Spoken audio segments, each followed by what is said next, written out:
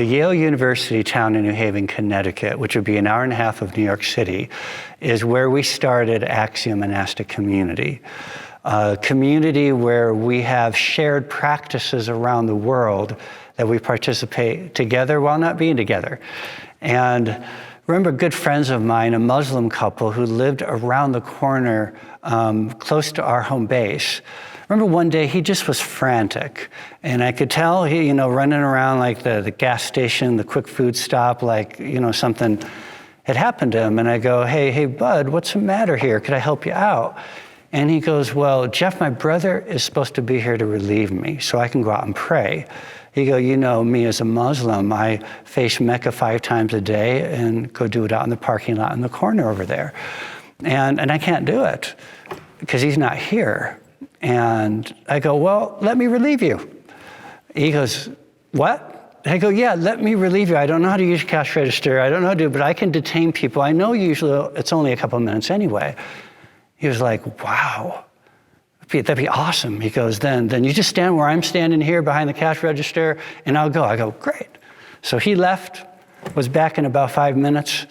And then his brother arrived. And while his brother was, doing stuff, he came, he goes, Jeff, I can't believe you did what you just did. You're a believer in Jesus. You're a Christian, and I'm a Muslim. And here you allowed me to do my practice. He goes, why? And I said, you're my friend, and I love and serve a God of love. And I know your practice is an act of honor that's very important to you, and you're important to me. So that's why I think it's something that God in his heart wanted me to do.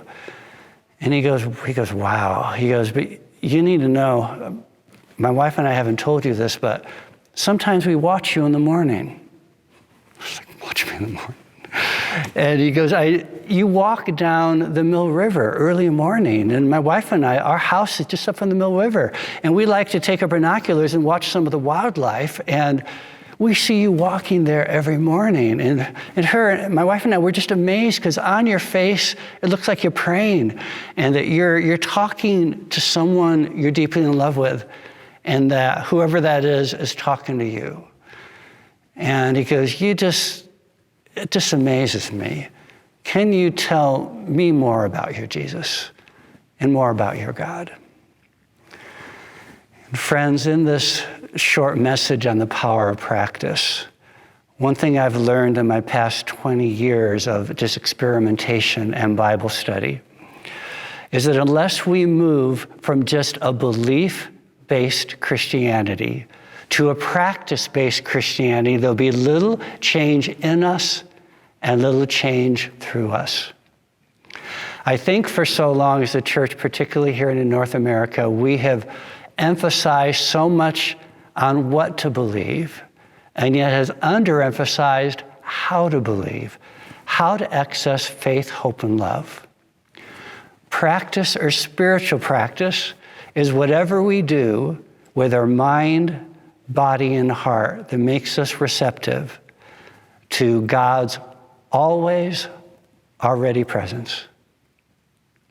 Friends, God is here now. May we learn to be here now. The count of 3 before I talk about 3, I think, very important perspectives of how to do practice. Let's say together the count of 3. God, you are here now. Help me to be here now. Because if you're anything like me, I love good entertainment, and I could easily be distracted by things. But once I was regretting the past and fearing the future, and God said to me, my name is I Am. When you live in the past with this mistakes and regrets, it's hard because my name is not I was. When you live in the future with this weird fears and concerns, it's hard because my name is not I will be. So go, son, live in this moment. It's not hard. My name is I Am. So let's say together, God, you are here now. Help me to be here now. And let's together see what it means to live in the power of this present moment. 1, 2, 3. God, you are here now. Help me to be here now. His always already presence. What I love about that is I don't have to strive to talk God into coming and meeting me in my practice. He's here now. And I'm just learning by the passage of every day how to be more present. But I'm just going to share 3 perspectives on practice and prayer that hopefully will empower you and encourage you today. And the first is this: God opposes earning, but not effort, is a statement that Dallas Willard made years ago. And I had a chat with him. I said, Dallas, it kind of ends on a little negative note. What if we say this? God opposes earning, but honors effort. Because in Hebrews 11:6, it says, God is a rewarder for those who diligently seek him. Now, it's not common for me with a guy who's so awesome like a Dallas Willard to jump and say that. I was just doing it as a joke, and he ended up agreeing with me, is God honors the space and time we make for him. But there is no sense of earning his blessing, earning his favor. God loves us as we are, right where we are today. So I just encourage you with that perspective is as we make space to be awakened to a deeper union with Christ, to hear his voice, and for him to enjoy us and us to enjoy him. He's already here. And he rewards those who in our diligence and in our stumbling and bumbling make space to encounter the beloved. My second one is no trying but training. Is often there's a striving component I found in myself and hundreds of others over years that I've worked with. When they come to retreat or pilgrimage or making space to encounter God every day, they feel they almost need to get somewhere spiritually to attain his presence. And yet I find Christianity is less about trying, more about trusting, less about struggling, and more about resting in a love that will not let us go. And yet I find there is a training component that I need to engage with. I love 1 Corinthians 9:24 when it says, do you not know that in a race all the runners run, but only one gets the prize? Run in such a way to get the prize. Everyone who goes into strict training, they do it for a crown that will last forever. And what do I mean by training? Is I've heard Richard Rohr say that our minds are like Velcro and Teflon. Is a negative thought, it only takes 3 seconds for a negative thought to be imprinted and stick to our minds. While positive thoughts or empowering truth actually take about 15 seconds of meditating and marinating on that verse or that truth in order for it to be imprinted on our mind. And to me, I find that so helpful. First, I found it disturbing. I like, God, why did you make me this way? Well, while I could attach more to negativity than positivity, and yet the Lord was, I'm after relationship with you. Your hours and your days of communion. To make this movement from unceasing thoughts to unceasing communion is the joy of the journey. So training our minds to stop and focus on a verse or a truth for 15 seconds. And also to be patient with ourselves. I used to be a trainer in a gym, and still physical exercise is an important part of my rhythm of life. And in a gym, you learn that with numerous programs, it takes about 3 months to change the shape of your body. And in the same way, mentally, it takes 3 months for an old way of thinking about yourself to be replaced with truth.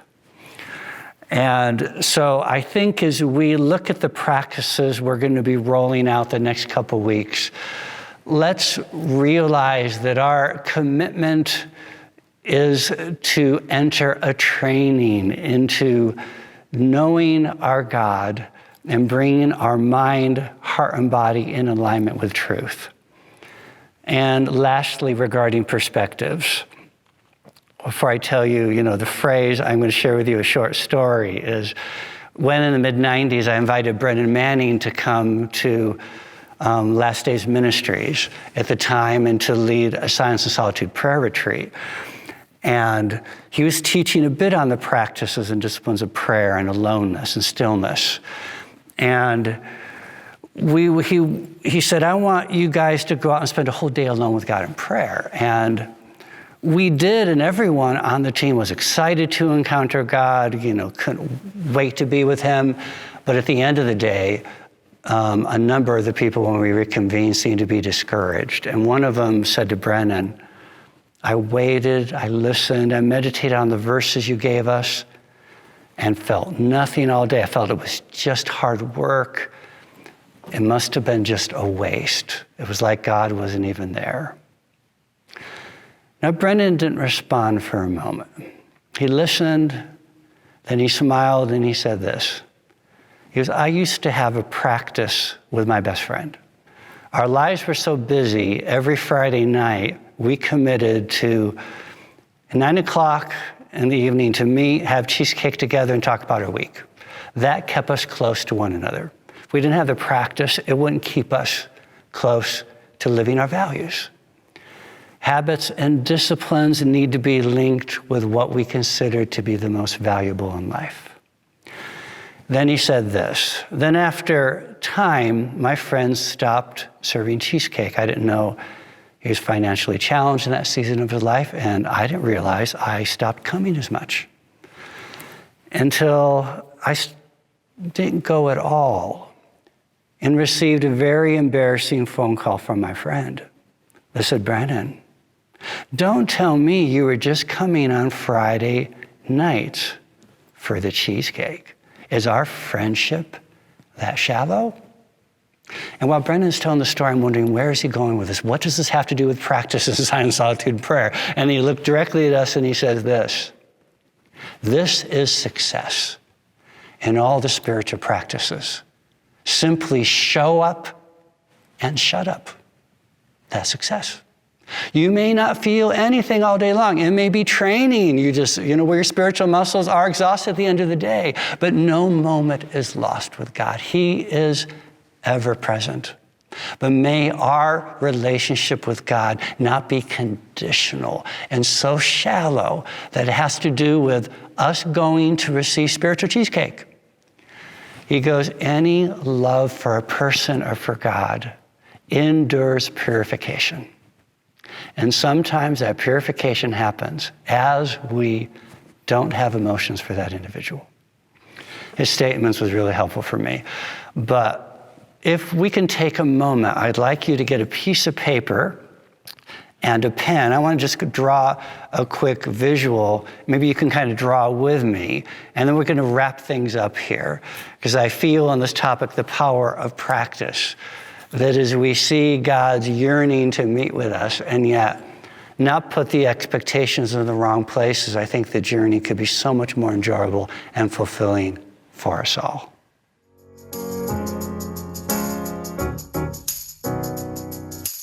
First thing you're going to notice, I'm not an artist, okay? But the reason I want to draw this diagram is it was important and impacting to me, and feel that maybe it could impact you as well as you draw with me. Now, this diagram and the thoughts behind it are partially from Hannah Whittle-Smith's book, The Secret to a Christian's Happy Life, an old classic. And I'm going to kind of add my spin on the diagram, so it's going to be a mixture, a bit of her thoughts and mine. But what she challenges us with is having each of us draw a train, okay? And what I'd like your train to have is one engine, 2 box cars, and like I was saying, I'm really bad, and a caboose, all right? So this here is going to be the engine, okay? And she says, draw a train. And she goes, imagine it being a faith train, and it represents our lives. What do you think should steer our life? What should be in the engine? Now, of course, you and I, just pausing and thinking for a moment, would say, well, of course, Jesus, God. I mean, there's Carrie Underwood's what old song, something about Jesus take the wheel or whatever. But as we go to the engine, let's put in it truth. Truth is being God's living and written word. She comments on how God's living and written word, truth is meant to be the engine of our lives. She goes, but truth doesn't automatically be our truth unless we surrender to it. So by free will choice, Jesus, the way and the truth and the life, steers our faith journey. As Thomas Kempis said of the familiar passage, I am the way, the truth, and the life. Without a way, there is no going. Without a truth, there is no knowing. Without a life, there is no living. So Jesus, the living and written word. The first boxcar is that of the mind. And again, I'm going to link this to our practices in just a minute here, so if you can just bear with me. The mind, I have found both in Scripture and experience, is a poor master, but a good servant. And we could train our minds to be governed by the Spirit. In Romans 8:6, it says, a life controlled or a mind controlled by the flesh is death, but a mind controlled by the Spirit is life and peace. So you may be more of a thinker, mind person, or more of a feeler. Neither are meant to steer our journey, particularly when we make practice space to have intentional time with our beloved. I'm purposely leaving this boxcar empty, and let's put in the back here our feelings and emotions. And in summary of this diagram, our faith is not to be built on our feelings, but on the facts of God through choice. And as you and I are diligent in our training regarding the practices and hang in there, regardless of what we feel, the beauty in this diagram is the more we choose truth, even without emotions, I promise you that as you're consistent and faithful over time, your feelings and emotions will eventually follow what truth says it needs to feel and what you need to think. It's the beauty of practice. Practice helps us rest in an ultimate love as we draw upon an infinite source, knowing that we are both held and guided. But as we don't give too much attention to what we feel or what we don't, remember our times with God as we're being trained in stillness. The voices are eventually silenced. And later we'll talk about more in another practice how that happens. But the Lordship of Jesus as he steers our life and we make space for that pursuit, then our mind, will, and emotions will fall into alignment with truth. Remember leading a meditative retreat near Montreal, Quebec. And there must have been about 40 people from 17 different nations. And I was sharing them a story about an old man who was dying of cancer in a hospital. And the story is told in Brendan Manning's book, Abba's Child. And how a priest was going room by room in the hospital to see who needed prayer. And when he opened the door that this old man who was dying of cancer was in, he saw an empty chair across the man's bed and said, "Oh, excuse me, sir, it looks like you're expecting someone. I'll return later." The old man chuckled and says, "No, sir. Who I've expected, he's already here. Come in, let me tell you about him." And the priest said, "Well, what about the empty chair?" And he said, "Well, Father, years ago, I was struggling to learn how to pray. And then my pastor gave me a prayer book. And in the first chapter, I had to look up 12 words in the dictionary, and it was like, prayer is too complicated for me. I can't do it." Till my best friend said this, "Simply experiment with this practice. Put across your bed an empty chair. Jesus says, 'I'll never leave you or forsake you.' So envision him on that chair. Just have a conversation with Jesus. Talk and listen. That's all prayer is." And the old man chuckled and said, "So I decided to try it. But to be honest with you, the first week or so felt rather odd, like I was talking to an empty chair. He says, isn't that typical that practices first feel a bit formal and rigged, but the more we hang with God in them, transformation, I promise you, eventually comes. So the old man shared how day after day he'd listen and talk as if Jesus was on that chair. He said, it became my favorite time every day. It went from 5 minutes to a couple hours. Well, the priest said, sir, it doesn't look like I need to pray for you. Can you pray for me? Because he felt the presence of God around this old man, so strong because he had invested. He paid the price for intimacy and a passion for God. So they actually ended up praying together, and a couple of days later, the old man passed away. The priest called his daughter to see what happened the day he died. She said this, the day my father died, I was with him at the hospital. He was telling me a couple of his corny jokes. I laughed. We played chess together. And I said, Dad, I'm going to go get you some Chinese takeout. Well, when I left, he had passed away. But the nurse said this, the strangest thing happened a couple moments before your father passed away. He leaned over and rested his head on an empty chair next to his bed. We're familiar with the story of John the Beloved, how he'd lean his head in affection against the bosom of Christ. What a beautiful invitation you and I have in silent solitude, prayer, and stillness to learn how to lean. As I shared this story with the retreat crowd, I said, we're now going to have 3 hours to go out into the forest, the wilderness, and ask God one question. What do you think and feel about me? Everyone left. This one man left very disturbed. Matter of fact, as a communicator, I love to see the faces of people when they're happy and when they're listening. He seemed to be disturbed the whole evening. So I didn't think I'd be seeing him again. He marched out into the forest as if he was mad about something.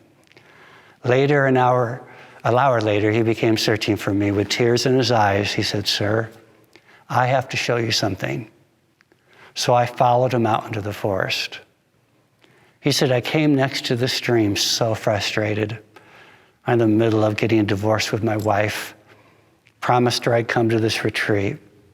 One of the last things we're going to be doing together. When I got to the stream, I said, I don't feel like I want to do this, but I promised my wife I would do everything you said in spiritual direction. So I kneeled next to the stream, and he pointed to it, and asked God, what do you think about me? What do you feel about me? Afraid of what he was going to say.